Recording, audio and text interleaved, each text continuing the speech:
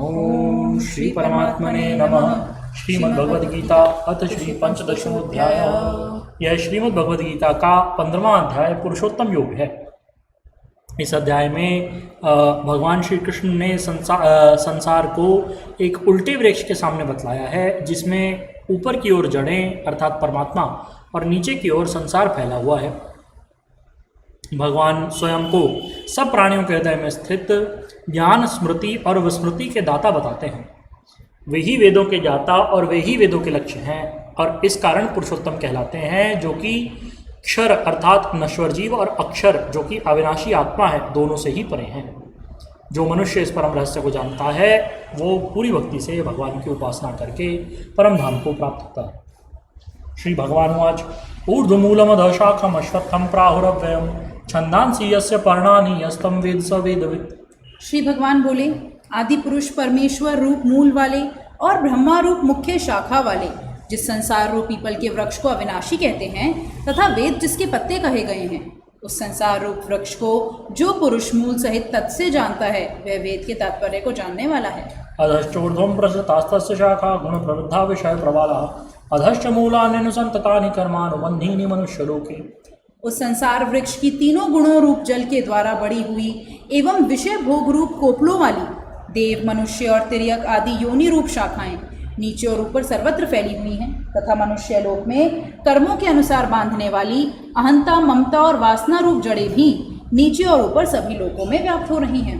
न रूपमस्य तथोपलभते नान्तो न चादर न च संप्रतिष्ठा अश्वत्थमेनं सुविरूढ़ मूलम असंग शस्त्रेण दृढ़ेन चित्वा। इस संसार वृक्ष का स्वरूप जैसा कहा है वैसा यहाँ विचार काल में नहीं पाया जाता, क्योंकि न तो इसका आदि है और न अंत है तथा न इसकी अच्छी प्रकार से स्थिति ही है। इसीलिए इस अहंता, ममता और वासना रूप अति दृढ़ मूलों वाले संसार रूप पीपल के वृक्ष को दृढ़ वैराग्य रूप शस्त्र द्वारा काटकर तथा पदम तत्परिमार्गितव्यम यस्मिन् गता न निवर्तन्ति भूयः तमेव चाद्यं पुरुषं प्रपद्ये यतः प्रवृत्ति प्रसृता पुराणी। उसके पश्चात उस परम पदरूप परमेश्वर को भली भांति खोजना चाहिए, जिसमें गए हुए पुरुष फिर लौटकर संसार में नहीं आते और जिस परमेश्वर से इस पुरातन संसार वृक्ष की प्रवृत्ति विस्तार को प्राप्त हुई है, उसी आदि रूप नारायण के मैं शरण हूँ। इस प्रकार दृढ़ निश्चय करके उस परमेश्वर का मनन और निधि ध्यासन करना चाहिए। निर्माण मोह जितसंग दोषः अध्यात्म नित्यावनिवृत्त कामः द्वन्द्वैर्विमुक्तः सुख दुःख संजयर्गच्छन्त्यमूढः पदमव्ययम् तत्। जिनका मान और मोह नष्ट हो गया है, जिन्होंने आसक्ति रूप दोष को जीत लिया है, जिनकी परमात्मा के स्वरूप में नित्य स्थिति है और जिनकी कामनाएं पूर्ण रूप से नष्ट हो गई हैं, वे सुख दुख नामक द्वंद्वों से विमुक्त ज्ञानी जन उस अविनाशी परम पद को प्राप्त होते हैं।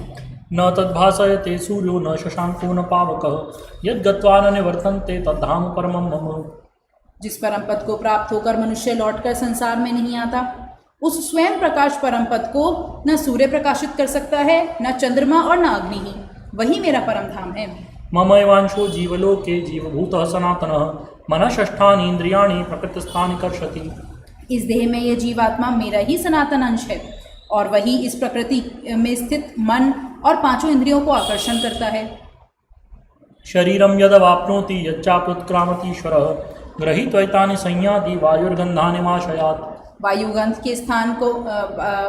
के स्थान से गंध को जैसे ग्रहण करके ले जाता है, वैसे ही देह आदि का स्वामी जीवात्मा भी जिस शरीर का त्याग करता है उससे इन मन सहित इंद्रियों को ग्रहण करके फिर जिस शरीर को प्राप्त होता है उसमें जाता है। श्रोत्रम चक्षुस्पर्शनम च रसनम घ्राणमेव च अधिष्ठाय मनश्चायं विषयानुपसेवते।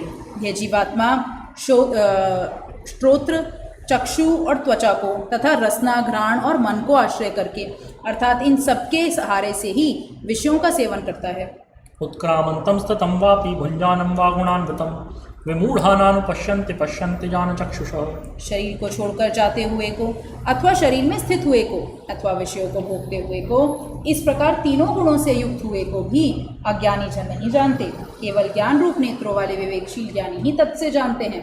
यतन्तो योगिनश्चैनं पश्यन्त्यात्मन्यवस्थितं यतन्तोऽप्यकृतात्मानो नयनं पश्यन्त्य चेतसः। यत्न करने वाले योगी जन भी अपने हृदय में स्थित इस आत्मा को तत्व से जानते हैं, किंतु जिन्होंने अपने अंतःकरण को शुद्ध नहीं किया है, ऐसे अज्ञानी जन तो यत्न करते रहने पर भी इस आत्मा को नहीं जानते। यद् आदित्यगतं तेजं जगद्भासयतेऽखिलं यच्चन्द्रमसि यच्चाग्नौ तत्तेजो विद्धिमामकम्। सूर्य में स्थित जो तेज संपूर्ण जगत को प्रकाशित करता है तथा जो तेज चंद्रमा में है और जो अग्नि में है उसको तू मेरा ही तेज जान। गामाविश्य च भूतानि धारयाम्यहमोजसा पुष्णामि चौषधि सर्वा सोमो भूत्वा रसात्मकः। और मैं ही पृथ्वी में प्रवेश करके अपनी शक्ति से सब भूतों को धारण करता हूँ और रस स्वरूप अर्थात अमृतमय चंद्रमा होकर संपूर्ण औषधियों को अर्थात वनस्पतियों को पुष्ट करता हूँ। अहं वैश्वानरो भूत्वा प्राणिनां देहमाश्रितः प्राणापान समायुक्तः पचाम्यन्नं चतुर्विधम्।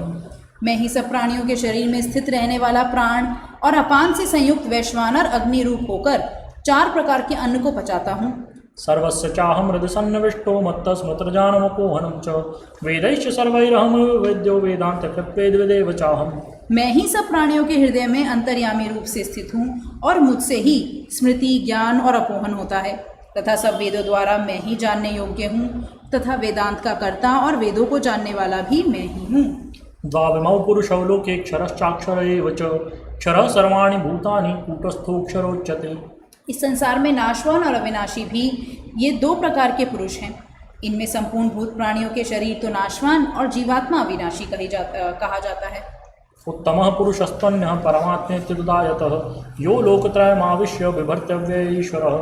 इन दोनों में से उत्तम पुरुष तो अन्य ही हैं जो तीनों लोकों में प्रवेश करके सबका धारण पोषण करता है एवं अविनाशी परमेश्वर और परमात्मा इस प्रकार कहा गया है। यस्माक्षरमतीतोऽहम् अक्षरादपि चोत्तमः अतोऽस्मि लोके वेदे च प्रतितः पुरुषोत्तमः। क्योंकि मैं नाशवान जड़ वर्ग क्षेत्र से तो सर्वथा अतीत हूँ और अविनाशी जीवात्मा से भी उत्तम हूँ, इसीलिए लोक में और वेद में पुरुषोत्तम नाम से प्रसिद्ध हूँ। यो मामेवम सम्मूढ़ो जानाति पुरुषोत्तमं स सर्वविद भजति मां सर्वभावेन भारत। जो ज्ञानी पुरुष मुझको इस प्रकार तब से पुरुषोत्तम जानता है वह सर्वज्ञ पुरुष सब प्रकार से निरंतर मुझ वासुदेव परमेश्वर को ही भजता है। इति गुह्यतमं शास्त्रम् इदमुक्तं मया नघ एतद् बुद्ध्वा बुद्धिमान् स्यात् कृतकृत्यश्च भारत। हे निष्पाप अर्जुन, इस प्रकार ये अति रहस्य युक्त गोपनीय शास्त्र मेरे द्वारा कहा गया, इसको तब से जानकर मनुष्य ज्ञानवान और कृतार्थ हो जाता है। ओम तत्सदिति श्रीमद्भगवद्गीतासु उपनिषत्सु ब्रह्म विद्यायां योगशास्त्रे कृष्णार्जुन संवादे पुरुषोत्तम योगो नाम 15ोऽध्यायः। प्रिय कृष्ण भगवान की जय। श्री गीता माता की जय। ओम जय भगवद गीते मैया जय भगवद गीते। हरि ही कमल विहारिणी प्रभु ही कमल विहारिणी सुंदर सुपुनीते। ओम जय भगवद गीते। कर्म सुमर्म प्रकाशिनी कामासक्ति हरा मैया कामासक्ति हरा। तत्व ज्ञान विकाशिनी ब्रह्म ज्ञान प्रकाशिनी विद्या ब्रह्म परा। ओम जय भगवद गीते। निश्चल भक्ति विधायिनी निर्मल मलहारी मैया निर्मल मलहारी। शरण रहस्य प्रदायिनी शरण रहस्य प्रदायिनी सब विधि सुखकारी। ओम जय भगवद गीते। राग द्वेष विदारिणी कारिणी मोद सदा मैया कारिणी मोद सदा। भव भय हारिणी तारिणी भव भय हारिणी तारिणी परमानंद प्रदा। ओम जय भगवद गीते।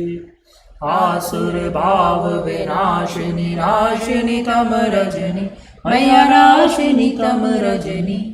देवी सद्गुण दायिनी देवी सद्गुण दायिनी हरि रसिका सजनी। ओम जय भगवद गीते।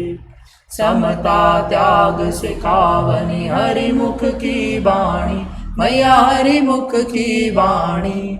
सकल शास्त्र की स्वामिनी सकल शास्त्र की स्वामिनी श्रुतियों की रानी। ओम जय भगवद गीते। दया सुधा बरसावनी मातु कृपा कीजे हे मातु कृपा कीजे। हरि पद प्रेम दान कर प्रभु पद प्रेम दान कर अपना कर दीजे। ओम जय भगवद गीते। बोलिए श्री गीता माता की जय। जय। श्री सद्गुरुदेव भगवान की जय। परम प्रभु श्री रामलाल जी महाराज की जय। योगीराज अनंत स्वामी श्री चंद्रमोहन जी महाराज की जय। श्री सदाशिव भगवान की जय। श्री वृंदावन बिहारी लाल की जय। श्री शंकर भगवान की जय।